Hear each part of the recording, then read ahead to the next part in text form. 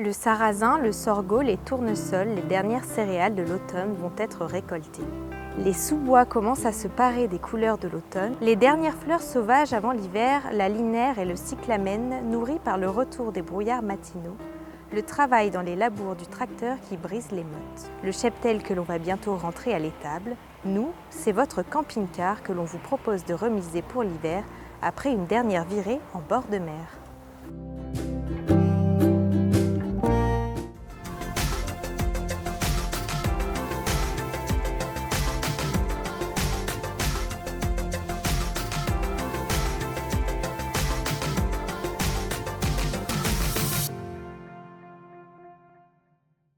Bonjour et bienvenue sur notre chaîne Camping Car Magazine TV. Aujourd'hui, nous nous trouvons à Ruffec chez le concessionnaire Rémi Frères. À mes côtés, Kevin qui va nous aiguiller sur le sujet du jour qui est l'hivernage. Alors Kevin, pouvez-vous nous en dire plus? Qu'est-ce que l'hivernage? Alors l'action d'hiverner, le mot hiverner, c'est préparer son véhicule au final pour le laisser stocker une longue période sans utilisation. D'accord. Donc pourquoi c'est important de préparer son véhicule à l'hivernage? Et bien pour ne pas avoir de problème par la suite. C'est-à-dire que bien préparer son véhicule afin d'éviter au moment où on le reprend d'avoir des soucis avec l'eau ou avec divers appareils qui pourraient ne pas fonctionner lors de la reprise. Très bien. À présent, on vous montre en vidéo les étapes clés pour bien préparer son véhicule à l'hivernage. Bon visionnage.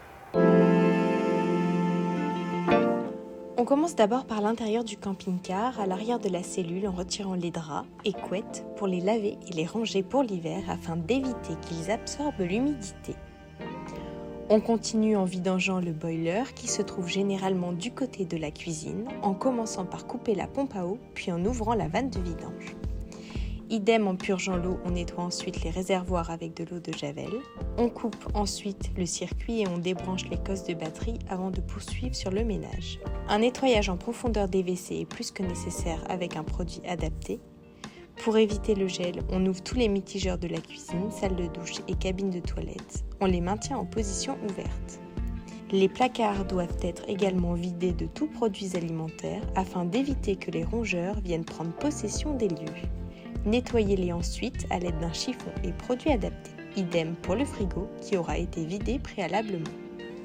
Les coussins, quant à eux, sont relevés pour éviter de stocker l'humidité. Les lanterneaux peuvent être légèrement relevés pour soulager les joints. Un déshumidificateur peut être installé pour garder votre intérieur sain pendant l'hivernage. Il est important de faire le plein de carburant avant l'hivernage pour éviter la condensation dans le réservoir. Un coup de jet d'eau sur la carrosserie est nécessaire pour un décrassage en profondeur et le retrouver comme neuf.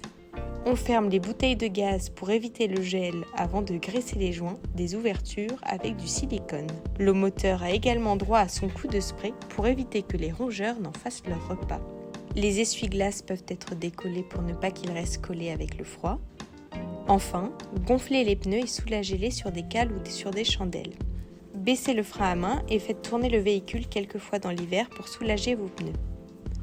Voilà, votre camping-car est désormais prêt pour passer l'hiver avant de ressortir pour de nouvelles aventures. Merci d'avoir visionné cette vidéo et on se dit à très bientôt sur Camping Car Magazine TV.